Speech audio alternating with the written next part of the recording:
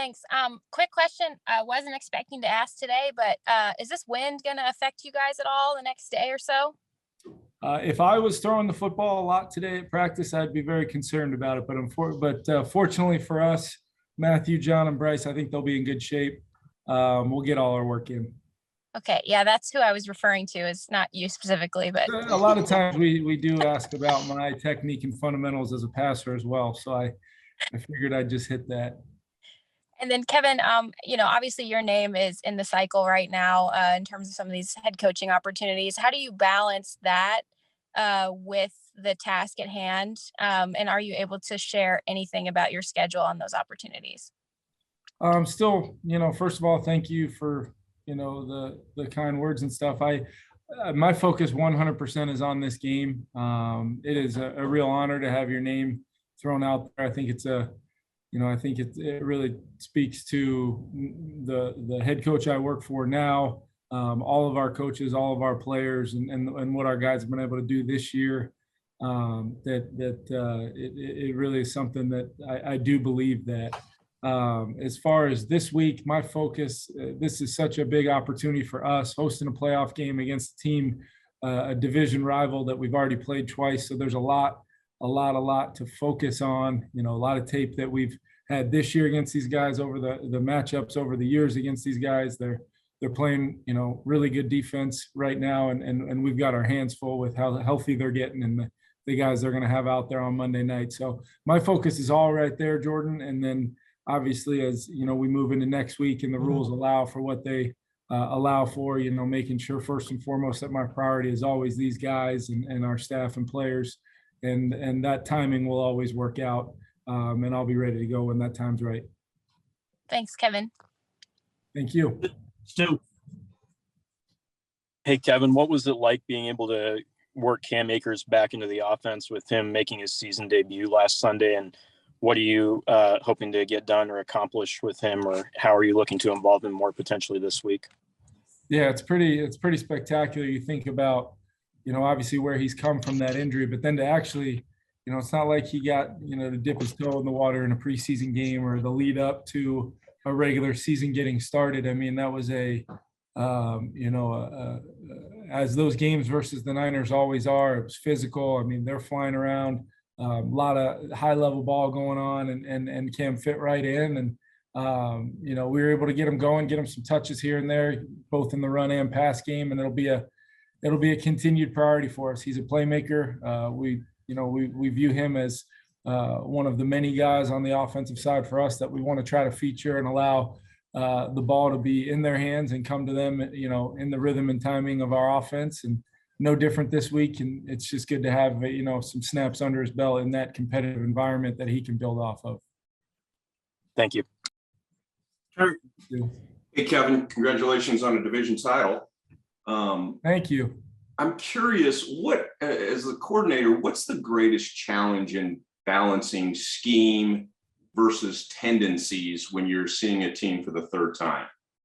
It's a great question, because you end up you could talk yourself out of a lot just by knowing some of the things you've not only put on tape versus this opponent, but some of the other people that maybe play similar styles or, similar matchups, throughout the week in and week out process of the NFL season.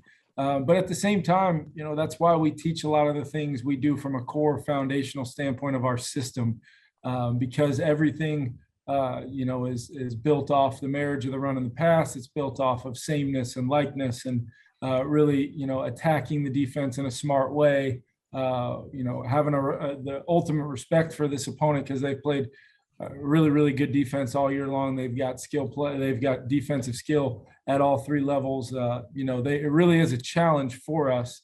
So really, what you're doing is you're really measuring the things you've been able to have success on, maybe things they've had success on against us, and then where does it all meet somewhere in the middle, where we're actively trying to, maybe take advantage of any area that we see, and I'm sure they're doing the same over there. So the chess match will go on. It obviously goes on all the way up until kickoff, but then that can be a separator during that 3.5 hour window on Monday night. Appreciate you. Good luck Monday. Thank you. Dennis.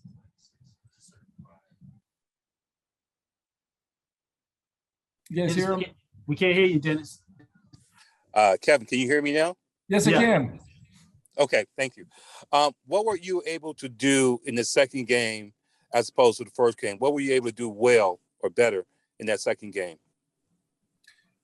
Yeah, I think there were some opportunities in the first game to get the ball down the field a few times that we weren't able to connect on. We weren't able to make the plays, and I thought obviously the long pass to Van for the touchdown, and then we were able to get Cooper down the field a couple times as well. I thought those were big plays to kind of loosen up what can be a really physical, fast defense. A lot of guys flying around the line of scrimmage.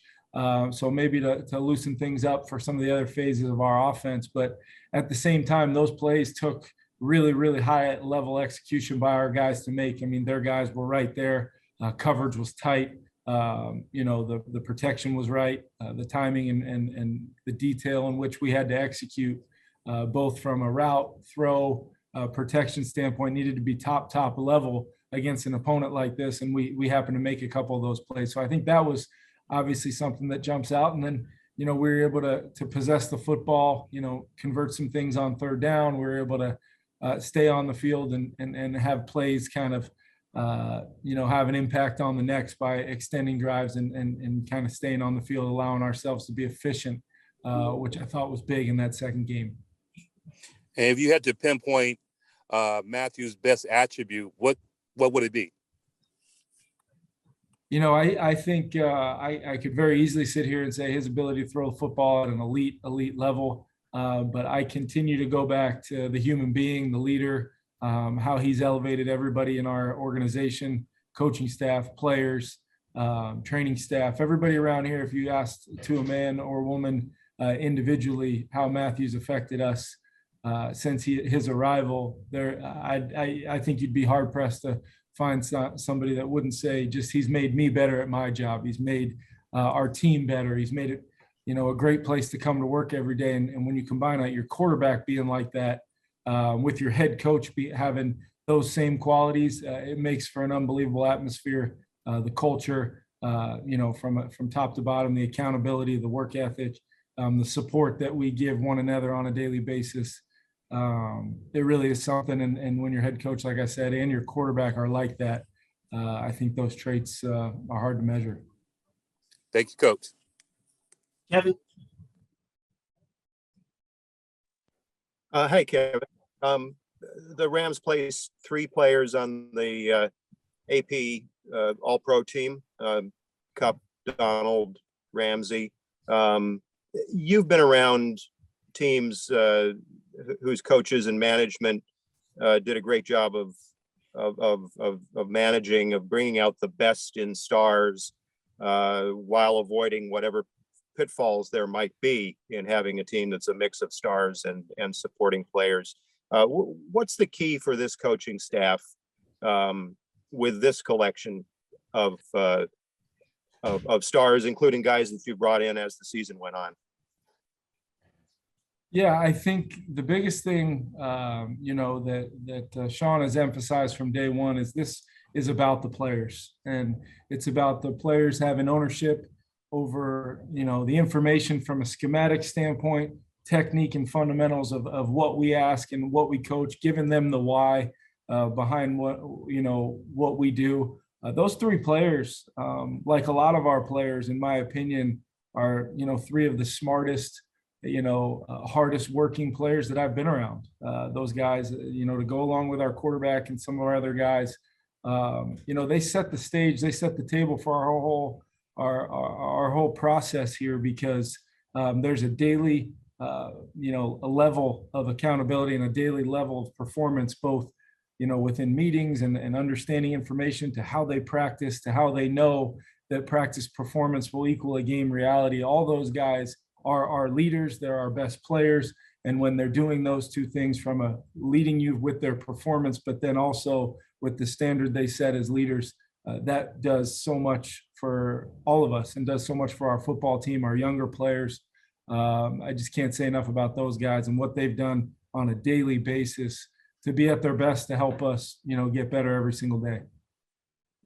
Did you bring any valuable experience from your New England days in regard to managing, big personalities?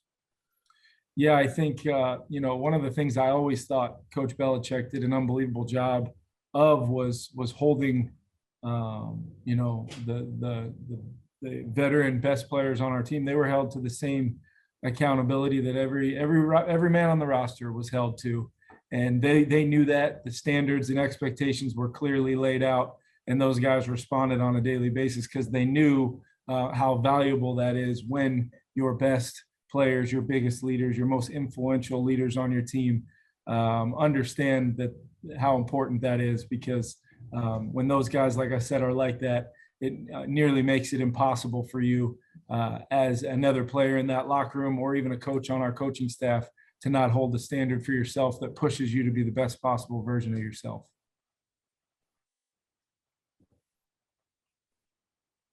Thanks, Kevin. Thanks, Kev.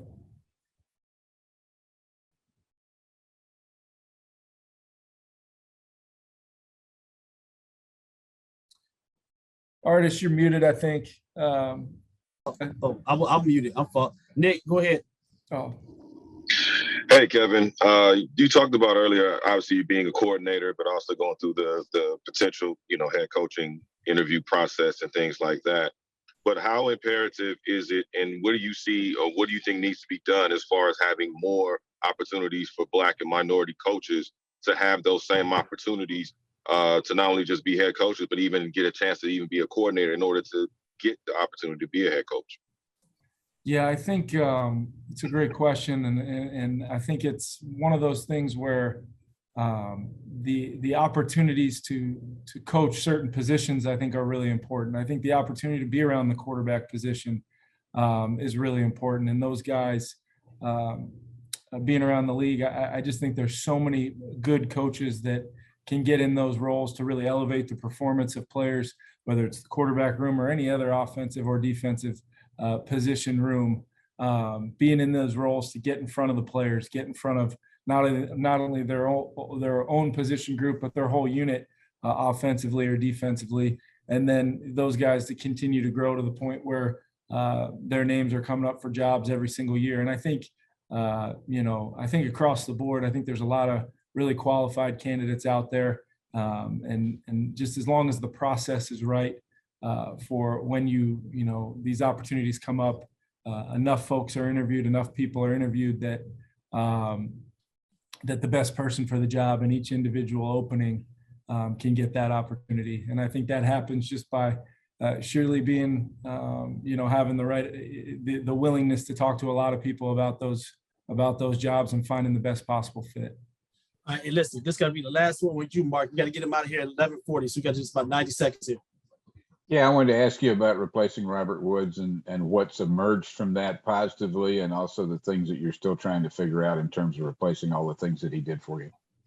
Yeah, it's been an ongoing process all season long, just because of the sheer multiple jobs that he did on a snap-to-snap basis, and from not only just catching the football, but his impact in the run game, the screen game, his ability after the catch to generate explosives. I mean, he's such a unique, special player for us. So we've been able to continue to try to have Odell be in his role, and he's really thrived for us, especially down in the red zone. And then the emergence of Van Jefferson being able to shift over to that Z spot and be, really be backed up and really to some extent a 1-2 punch with him and Ben Skowronek, which has allowed us to, keep both those guys fresh, give them some specific things that we can ask them to do that maybe Robert did at a really high level. And then, like I said, continue to feature Odell right along there with Cooper Kupp. Thank you.